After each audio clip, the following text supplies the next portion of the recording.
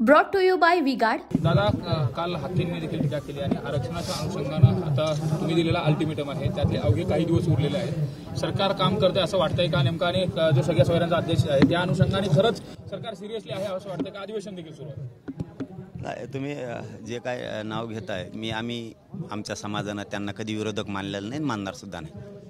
करता करविता तिथं नाशिकला बसला येवल्यात, तो हे घडून आणतोय। मराठा समाजाविषयी त्याच्या पोटात जी जळजळ आहे ती उभ्या महाराष्ट्रानं बघितलेली सगळे प्रकरणं तो घडून आणतोय। राहिला सरकारचा विषय तर सरकार काल परवा फोन आले होते सरकारकडून, शंभूराजे देसाई साहेबांचाही होता। आम्ही काम करतोय त्यामुळे ते काम करतायत दिसतंय, परंतु सगळ्या सोयऱ्यांची अंमलबजावणी मात्र ही आमच्या व्याख्याप्रमाणे पाहिजे, याच्यावर आम्ही पहिल्यापासून ठाम आहेत।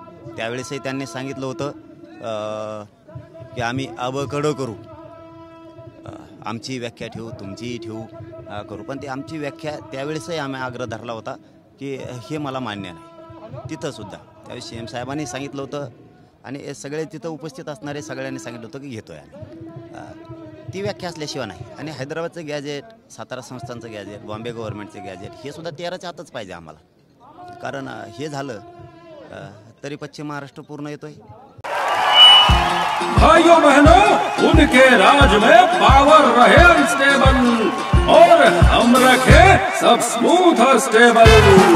हमारा नेता कैसा हो जो स्टेबल पावर दे वैसा हो। अब की बार वी गार्ड AC स्टेबलाइजर का चमत्कार। मुंबईचा त्यावेळेचा बॉम्बे असणारा प्रांत गव्हर्नमेंटचा तोही येतोय आणि हैदराबादचा गॅजेट मराठवाडाही येतोय। म्हणजे आमच्या मागण्यावरती आम्ही ठाम आहेत। जर त्यांनी आमच्या व्याख्याप्रमाणे सगळे सोयरीची अंमलबजावणी नाही केली तर ती अंमलबजावणी मान्य नाही। आणि 83 क्रमांकाला 67 पासून मराठा आहे, त्यानुसारच त्याचाच आधार घेऊन सुशीलकुमार शिंदे साहेबाच्या सरकारनं 2004चा GR काढला होता। त्या GRची सुद्धा दुरुस्ती करून त्याचा सुलभता आणून तेही आम्हाला पाहिजे। हे आजचं नाही, 10 महिन्याची मागणी, मागण्या बदललेले नाही। दादा, माथोरीमध्ये दगडफेकीचा प्रकार घडला, त्यानंतर काल बीडमध्ये परळीमध्ये गोळीबाराचा देखील प्रकार घडला। बीड जिल्ह्यामध्ये कुठेतरी कायदा सुव्यवस्था राखण्यामध्ये पोलीस प्रशासन आणि इतर जे सत्ताधारी आहेत ते कमी पडत आहेत का? आता असे गंभीर प्रकार घडतायत मात्र कुठंच काही केलं जातं नाही। पोलीस माझ्या मतानं तरी नाही कमी पडत।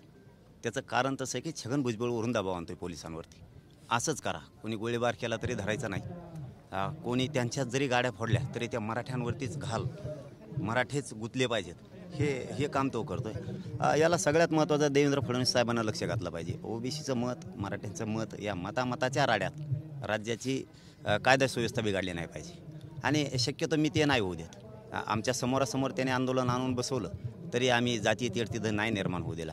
त्यांनी गाव शोधलं आमचं, रॅली कुठं, तुम्ही आले, रॅली आली 4 वाजता पाठव, तुम्ही 8 वाजता तिकडं का आले, म्हणजे हे नियोजित होतं ठरवून तिथं येणं। हे छगन भुजबळनं सांगितलं तुम्ही तिथं जाऊन गाड्या फोडा, सत्ता माझ्या हातात, हे देवेंद्र फडणवीस मला भेटतोय, त्याची कुजबूज आहे आमच्या पट्ट्यात। हे नसन पत्रकार बांधवाला माहिती तर सांगतो, कुजबूज आहे आमच्या पट्ट्यात की तो म्हणतो मी ओबीसीचे नेते सगळे हे केलेत, देवेंद्र फडणवीस माझा मताच्या जोरावर दबाव आहे, त्याला दाबून टाकलंय मी, तुम्ही काळजी करू नका, आम्ही तुमच्या पाठीशी। काहींनी तिथं येऊन भाषणं ठोकलेत, आम्ही तुमच्या पाठीशी आहेत, जे पालकमंत्री आहेत स्वतः, आम्ही तुमच्या पाठीशी भ्यायचं कारण नाही। मग आता हे त्याचा परिणाम आहे। मग तसं त्यांनी सांगितलं असेल, का शक्यता असू नाही? छगन भुजबळनं सांगितलं असं की तुम्ही आधीच गाड्या घेऊन जा, तिकडं राडा काढा, तुमच्या गाड्या तुम्हीच फोडा, मराठ्यांचे लोक आम्ही गुतवतो। फडणवीस साहेबांना मी आज मेटे साहेबाच्या पवित्र स्थानावरून सांगतो की तुम्ही बारकाईनं लक्ष घाला, गाफील राहू नका। मताच्या नादात ओबीसी एक करण्याच्या नादात राज्याची कायदा सुव्यवस्था पूर्ण बिघडून दंगली घडवणारे छगन भुजबळ आणि माझ्या गोरगरीब मराठ्यांना त्रास नाही झाला पाहिजे, एवढं मात्र लक्षात ठेवा, कारण आमचा संयम अनारड्याला येऊ देऊ नका। उनका बैकअप सिर्फ कल तक और हमारा चांद तक। हमारा नेता कैसा हो जो नॉन स्टॉप बैकअप दे वैसा हो। अब की बार वी गार्ड इन्वर्टर बैटरी का चमत्कार। माथोरीमध्ये गुन्हे दाखल झाले ते बहुतांश सामान्य लोकांवरती गुन्हे, माथोरीमध्ये जवळपास 27 लोकांची नावं आहेत आणि इतर 50 जणांवरती, अशा जवळपास एक 70 ते 80 लोकांवरती गुन्हे दाखल झालेत आणि विशेष तुमच्या घरातील देखील अनेक काही लोक आहेत। नाही, घरदार नाही बोलू शकत मी, कारण मला सगळा समाज सारखा आहे, ना घर ना भाऊकी ना काय, सगळ्या समाज सारखा आहे। माझं गाव असो किंवा माझा जिल्हा असो किंवा माझं राज्य असो, सगळा समाज, आम्ही समाजासाठी काम करतोय, समाजावरती अन्याय नाही झाला पाहिजे। त्यातलं एक उदाहरण देतो तुम्हाला, दडपण कसं असू शकतं। छगन भुजबळने काय दडपण केलं? एका मुलानं 2 महिन्यापूर्वी बहुतेक मला रात्री माहिती मिळाली तांदळ्याचा की त्यांनी 2 महिन्यापूर्वीचा व्हिडिओ त्याला आज पकडलं. त्यावेळेस का नाही पकडलं? त्यावेळेस का नाही पकडलं? तुम्हाला त्यांच्या नाही का दिसत पकडायला? मग पालकमंत्री तुमचा आहे म्हणून का हे अन्याय मराठ्यावर? बीड जिल्ह्याचा पालकमंत्री तुमचा आहे म्हणून मराठ्यावर गोरगरिबावर अन्याय. तिथं यायची काय गरज होती? रॅली असेल तर ठीक आहे, तुम्हाला लोकशाही आहे, रॅली काढली पाहिजे, आलं पाहिजे, ह्या मताशी आम्ही सहमत आहेत, अजिबात विरोध नाही. पण तुम्हाला आधी पाठ 4ला तिथून गेलेत अशी मला आजची माहिती. ते पाठ 4ला गेलेत नाही तिथून. मग तुम्ही 8ला का आले होते? याचा अर्थ आहे तुम्ही निवेदित आले होते. तुम्हाला वरून छगन भुजबळनं सांगितलं होतं गाड्या घेऊन जा, फोडा. मी बरोबर ते लोक गुतवतो. मी पुन्हा एकदा सांगतो फडणवीस साहेबांना, माझ्या गोरगरीब मराठ्यांना त्रास देऊ नका, त्यांच्यावर गुन्हे दाखल करू नका, त्याचं ऐकून आमचा संयम ढळू देऊ नका. अहो का शक्यता असू नये?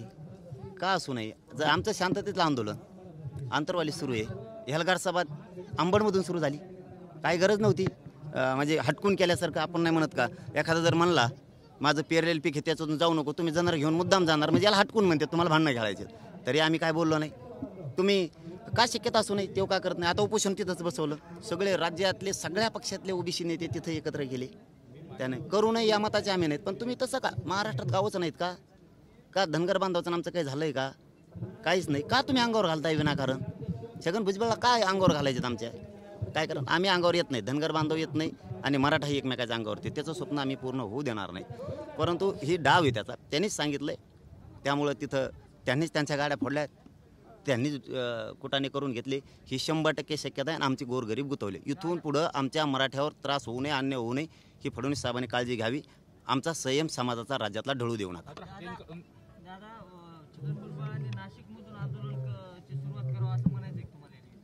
कुठं करावं? त्यांना विरोधक मानलंच नाही. त्यांचा प्रश्नाला मी उत्तर दिलं नाही, इथून मागही बी नाही. आत्ताच म्हणून नाही, 10 महिन्यात किती वेळेस प्रश्न विचारलेत ना. 10 महिन्यात मी धनगर बांधवांच्या ओबीसी नेत्याला कोणालाच विरोधक मानला नाही. हे सगळ्या गोरगरीब ओबीसीचं गोरगरीब मराठ्यांचं वाटोळं करायचं केंद्र फक्त ते छगन भुजबळ. चलो धन्यवाद. शिवस्मारकाचा विषय जो आहे मेटे साहेबांच्या जिव्हाळ्याचा विषय होता, त्या शिवस्मारकासाठी तुम्ही काही पाठपुरावा करणार आहात का? जयंती आहे साहेबांची. नक्की. आजच सांगतो, मेटे साहेबांचं स्वप्न, राज्याचं स्वप्न, देशाचं स्वप्न आहे ते की शिवस्मारक व्हावं. पण ते फक्त उद्घाटन करून मतं घेतात, नाही करणार. शेवटी महापुरुष त्यांना सगळेच फक्त निवडणुकीच्या मतापुरते लागतात. ते करणार नाहीत. किती आपण मागणी केली तरी करणार नाहीत. ते गोरगरिबाला फसवण्यासाठीचा त्यांचा प्रोग्राम असतो. आशीर्वाद द्या असं असतं त्यांचं. लक्ष्मण हाके अनेक वेळा टीका करताना तुमच्यावरती टीका करतायत आणि त्यामध्ये आता त्यांनी काल टीका करत असताना म्हटलं मी चादरी अडून काही खात नाही, असं देखील टीका केली. कसं पाहता याकडे नेमकं काय त्यांचं? हे बघा, छगन भुजबळ सांगन तसं त्यांनी वाटून दिलेत काम.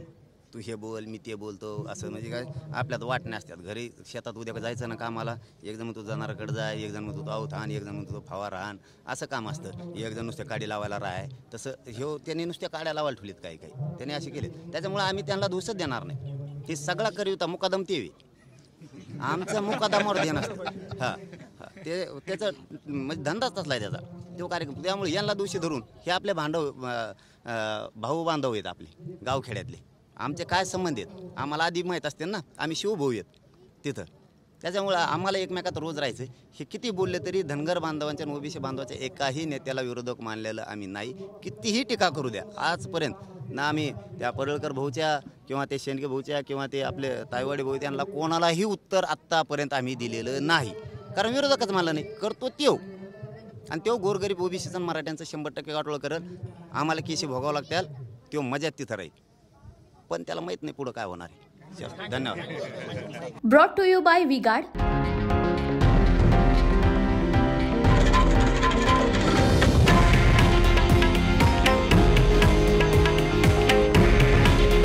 हे आहे देशातील नंबर 1 न्यूज नेटवर्क आणि आपण पाहत आहात TV9 मराठी. काळजी तुमची, हित महाराष्ट्राचं.